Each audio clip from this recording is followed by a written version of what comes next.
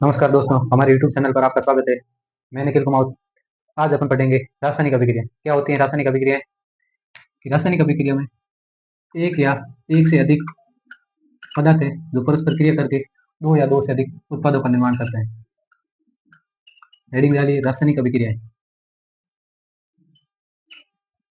जैसे हाइड्रोजन का दहन होने पर जल का निर्माण, ये एक रासायनिक अभिक्रिया का उदाहरण है। जैसे कोयले का दहन,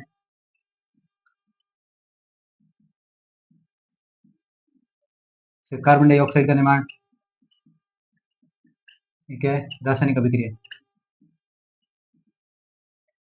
रासायनिक अभिक्रियाएं कई प्रकार की होती हैं, जैसे जुड़ने के आधार पर, टूटने के तत्वों के टूटने के आधार पर, जुड़ने के आधार पर, विस्थापन के आधार पर, गति के आधार पर, ऊष्मा के शोषण के आधार पर।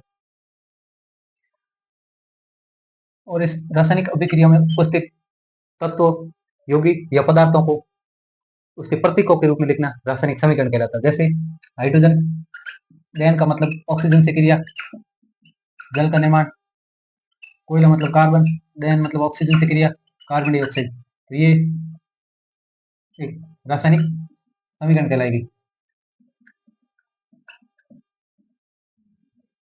और अपन अध्ययन करेंगे कुछ अभिक्रियाओं का आगे आने वाले क्लासों में, बैक टू बैक। संयोजन अभिक्रिया, वियोजन या अपघटन,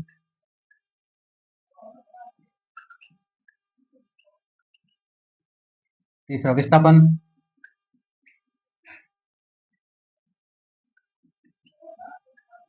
द्विविस्थापन,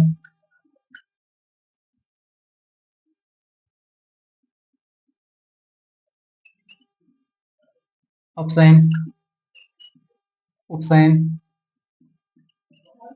रेडॉक्स,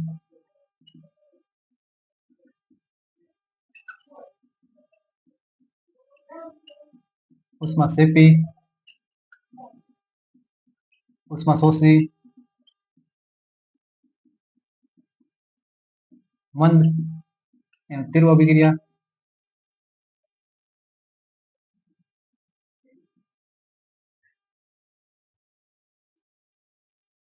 और उत्क्रमणीय और अनुत्क्रमणीय।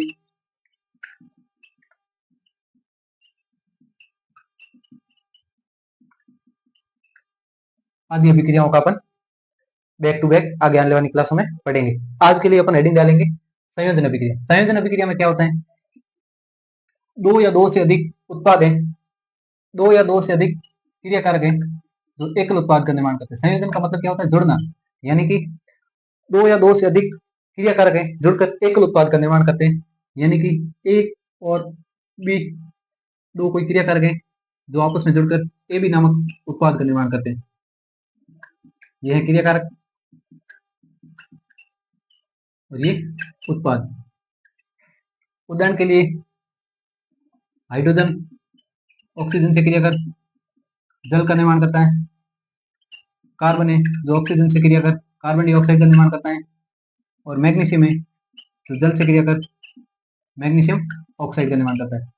इस अभिक्रिया को अपन संतुलन करने के लिए इसके आगे दो लगा देते हैं और इसके आगे भी दो लगा देते हैं। और अन्य कई उदाहरण अपन को देख सकते हैं जिसमें एक, दो या दो से अधिक क्रियाकारक है जो क्रिया करके एक उत्पाद का निर्माण करते हैं, उसमें संयोजन अभिक्रिया होती है। अगला है वियोजन। वियोजन का अर्थ होता है टूटना। अगली हेडिंग डालिए वियोजन। वियोजन को अपघटन अभिक्रिया भी कहते हैं क्योंकि अपघटन का अर्थ भी टूटना होता है। और वियोजन संयोजन का जस्ट उल्टा होता है। इसमें क्या होता है कि एकल उत्पाद, एकल क्रियाकारक होता है जो दो या दो से अधिक उत्पादों में टूटता है। जैसे एबीसी क्रियाकारक है जो कि ए, बी और सी उत्पाद में टूटता है। क्रियाकारक और ये सभी क्या कहलाएंगे? उत्पाद। उदाहरण के लिए CaCO3 यानी कि संगमरमर है जो ताप की उपस्थिति में CaO और CO2 में टूटता है। ये क्या है? संगमरमर। और इसका रासायनिक नाम है कैल्शियम कार्बोनेट।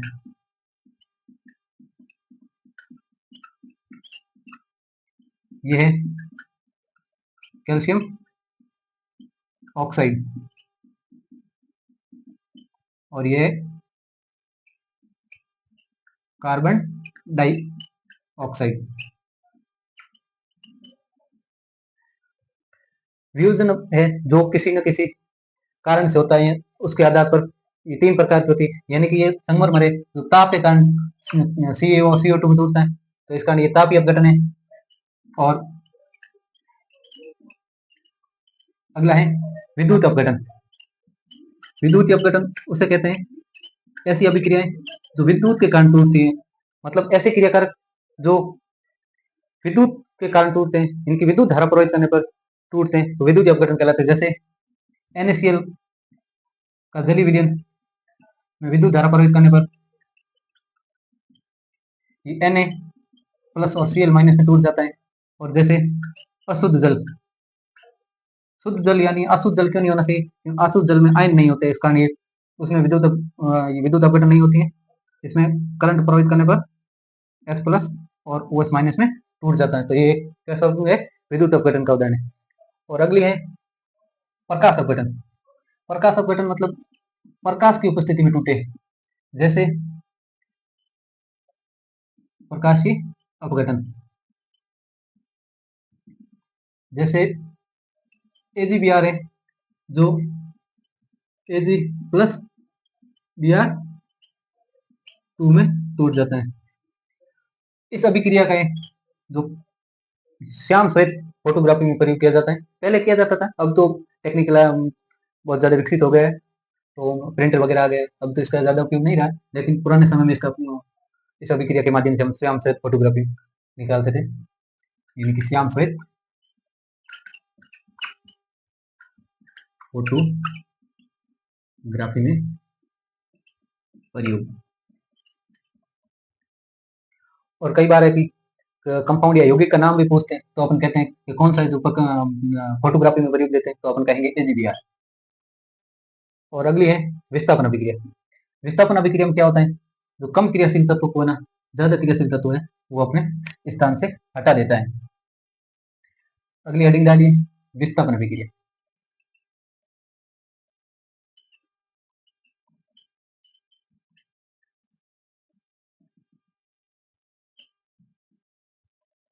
विस्थापन अभिक्रिया में क्या होता है कि ज्यादा क्रियाशील तत्व को ज्यादा क्रियाशील तत्व है जो कम क्रियाशील तत्व को अपने स्थान से हटा देता है। जैसे ये X नामक कोई मोर रिएक्टिव यानी कि ज्यादा क्रियाशील तत्व है, और Y और Z ये भी कोई क्रिया कारक है जिसमें Y है जो कम रिएक्टिव तत्व है, तो ये क्रिया करके X नामक जो ज्यादा क्रियाशील है वो कम क्रियाशील को हटा देगा और Z से क्रिया कर लेगा, तो XZ उत्पाद निर्माण हो जाएगा, और Y है जो अलग बाहर निकल जाएगा, तो ये उत्पाद और ये क्रिया कारक।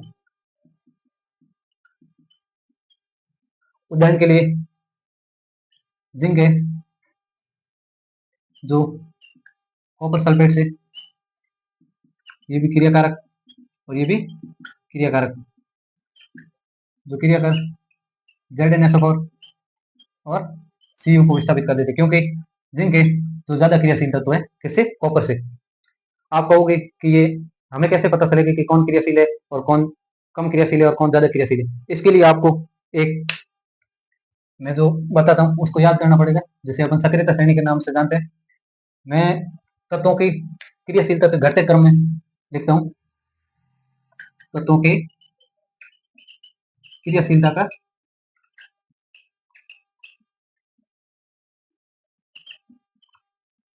घटता क्रम।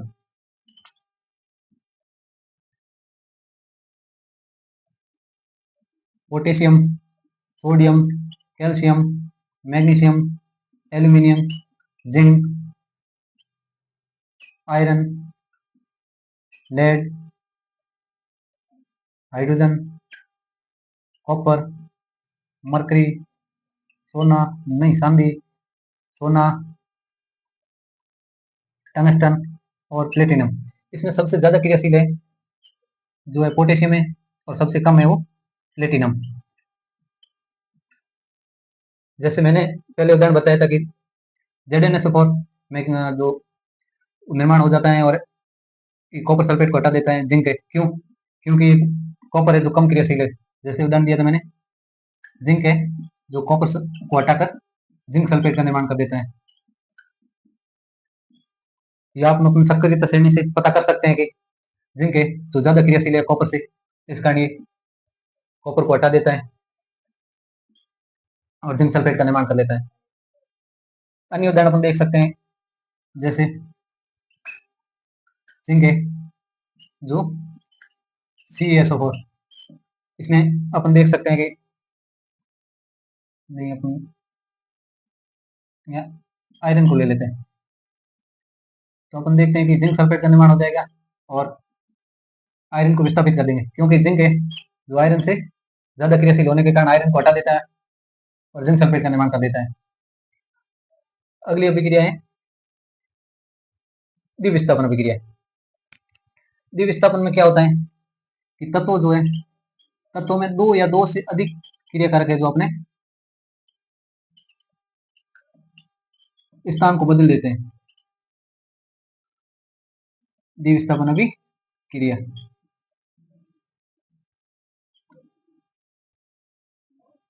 इसमें क्या होता है, ये भी और ये CD नामक कोई दो क्रियाकारक है, जिसमें क्या होता है, ए है जो सी का स्थान ले लेता है और बी है जो, ये आपस में अपने हो जाते हैं, अदला बदली कर सकते हैं, अपने ऐसे कह सकते हैं, अदला बदली कर लेते हैं। तो ए बी और बी सी ये उत्पाद निर्माण कर देते हैं। उदाहरण के लिए BaCl2 Na SO4 से क्रिया करता है, तो BaSO4 है जो अवक्षेप के रूप में प्राप्त हो जाता है और NaCl है जो उत्पाद के रूप में प्राप्त हो जाता है।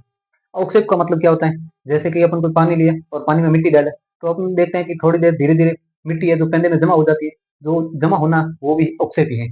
तो ये द्विविस्थापन अभिक्रिया के साथ साथ अवक्षेपण अभिक्रिया का भी उदाहरण है, और ये जो अवक्षेप के रूप में मिलता है बेरियम सल्फेट। और अगली है, उदाहरण देख सकते हैं, अगला उदाहरण अपन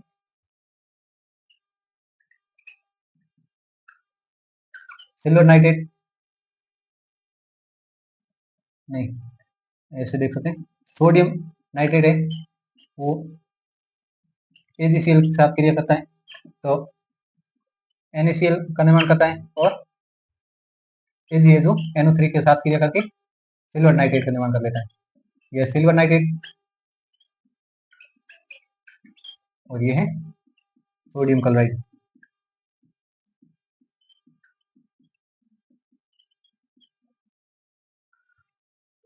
इस प्रकार के अन्य उदाहरण जिसमें तत्व आपस में अपने स्थान बदल रहे हो, दो या दो से अधिक तत्व, तो उसे अपन द्विविस्थापन अभिक्रिया कहते हैं। अगला अपन अगली क्लास में पढ़ेंगे। अपने शुरुआत में आज से पढ़ा था सबसे पहले संयोजन अभिक्रिया। संयोजन में क्या होता है कि एक ही उत्पाद का निर्माण होता है, यानी कि दो या दो से अधिक क्रियाकारक परस्पर क्रिया करके एकल उत्पाद का निर्माण करते हैं। अगला पढ़ा था अपघटन अभिक्रिया। अपघटन या वियोजन का मतलब होता है टूटना, यानी कि एक क्रियाकारक है जो दो या दो से अधिक उत्पादों में टूटता है। और अगला पढ़ा था अपने विस्थापन अभिक्रिया। विस्थापन में आपने देखा था कि जो कम क्रियाशील तत्व है उसको ज्यादा क्रियाशील तत्व हटा देता है, और द्विविस्थापन में देखा था कि दो या दो से अधिक क्रियाकारक है जो अपने कम क्रियाशील को हटाकर उत्पाद का निर्माण करते हैं। इससे अगला अपन अगली वाली क्लास में पढ़ेंगे। तब तक स्वस्थ रहे, मस्त रहे और अपनी पढ़ाई में व्यस्त रहे। धन्यवाद।